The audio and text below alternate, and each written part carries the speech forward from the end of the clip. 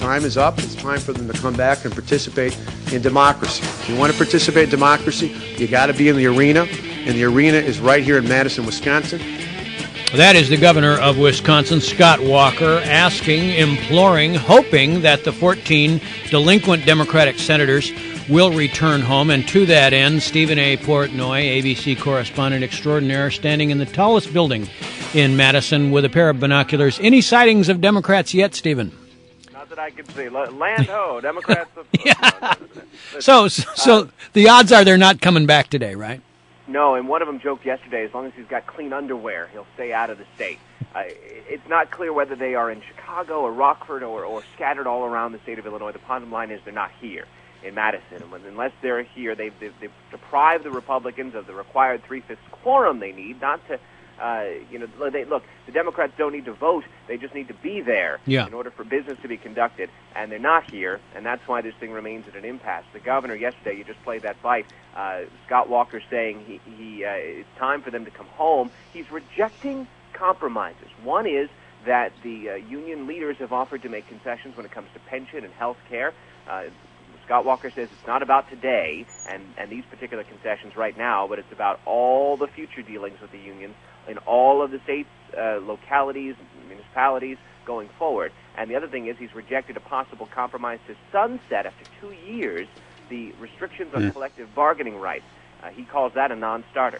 That was a Republican compromise, right? That was a Republican senator who came up with that idea? That's right. And Walker says, listen, the majority of the caucus in the Senate is with him, and that one compromise that would be floated is not enough for him. He says it's time to fundamentally reform the relationship between this state and its public sector union. All right. We've seen all the protests, obviously, in Madison. Are the schools open today? Are teachers showing up to work in Madison and throughout the state? The schools are open today all across the state. Yesterday was a strange circumstance where you had some school districts that were open on President's Day, some that were closed. There was a statewide furlough day that was previously scheduled, emblematic of the budget issues in this state yesterday. Today is a regular day, open for business. It'll be very interesting to see, Brian, how many people show up for these protests today. Some say they're willing to take vacation time to come here and have their stay. They say it's not about the money anymore. It's not about pensions and health care and the 8% pay cut they'd take in this first year or 2 years. It's about freedom. So say the signs from AFSCME, at least. The idea that they want a seat at the table. Scott Walker's talking about effectively changing the rules on them, and they only had a week and a half notice. Well, let me ask you something about the remaining Republican senators that are still on duty. According to what I understand, the rules in the Wisconsin Senate are is, yes, you have to have 20 senators, a quorum, to do any kind of budgetary or fiscal matters, but you don't need that to perhaps strip out the collective bargaining provisions or even the even more controversial provision that Governor Walker wants, which is to have unions essentially not necessarily collect dues automatically. Could the legislature, the Republicans, do that, and is there any talk about them doing that today?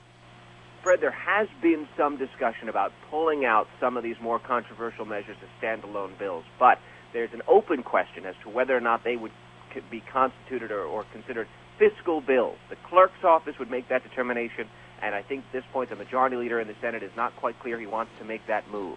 What they really want to do is to force the Democrats to come back. You heard the governor again yesterday say to Democrats, you've had your time, now it's time to come home. Scott Walker plans a statewide televised address tonight. He really wants to force this issue in the public realm. We've not seen any good statewide polling, but the indication is that he really wants to take the case to the people, because here in Madison, we have not seen any counter-protesters since Saturday. So look at the voice of the people on the street. It's a one-sided argument where all of the protesters here, almost all of them, what we saw yesterday, thousands of people, are of the mind that this bill has got to die. Scott Walker says he's speaking for the 5.5 million hardworking taxpayers in the state of Wisconsin who are not here protesting. All right, the Democrats, you say they said they were blindsided by this, and so do the unions. But Governor Walker says that's not true. Is this something he campaigned on? Is this something that that he just came up with a couple of days ago? Well, it is something he campaigned on, but the bill itself wasn't drafted until about a week and a half ago. He said yesterday that he gave the heads up to the Democratic leaders in the legislature that he was going to do this. Early last week, he said that they did not offer him the same courtesy on the part of the Senate Democrats when they decided they were going to leave. They didn't tell him. He says he heard about it watching TV. But you know, if past is prologue here, Scott, I mean, Stephen, Scott Walker, when he was the Milwaukee County executive, did exactly the same thing with unions in that jurisdiction and was reelected twice. So it seems to me that given the fiscal situation in Wisconsin, a lot of people can't be surprised at what now Governor Walker is trying to do. Yeah, you know, he makes that point that he was reelected. He says he was the first Republican ever elected as the Milwaukee County executive, at least perhaps in modern times. This is something that he has campaigned on in terms of taking it straight to the unions. The question is whether the unions in the last few days have been able to galvanize enough popular support. The Democrats are hoping that this is the spark that really ignites this liberal insurgency in the country, that everyone's going to get all activated by all this. You know that Organizing for America, the Obama machine in Washington, D.C., sent people here to Wisconsin last week. We'll see whether in other states you have a similar dynamic. I know they're talking about similar measures in Ohio and Indiana, Tennessee, Florida, obviously Chris Christie, New Jersey. He unveils his budget today. Right. All eyes, though, on Madison, Wisconsin to see how this plays out here. But so far, there's no end to this impasse. All right. Keep your head down, and if you see a Democrat, give us a call, okay? All right, guys. Stephen Portnoy, live from Madison.